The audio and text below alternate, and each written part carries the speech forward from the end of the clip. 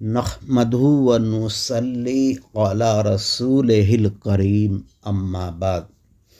دیوبندی خود کو اہل سنت والجماعت کہتا ہے، جبکہ اہل سنت اردو اور فارسی زبان ہے اور والجماعت عربی۔ دونوں زبانوں کو ملا کر اہل سنت والجماعت بنا ہے۔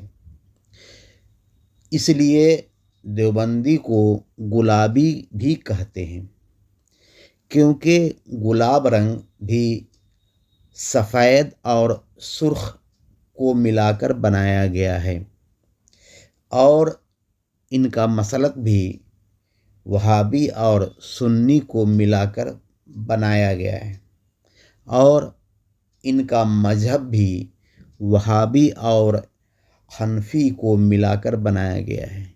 اسی لیے وہابی اس کو سنی اور سنی اس کو وہابی کہتا ہے، وہابی اس کو حنفی اور حنفی اس کو وہابی کہتا ہے، اور شریعت اس کو منافق کہتی ہے۔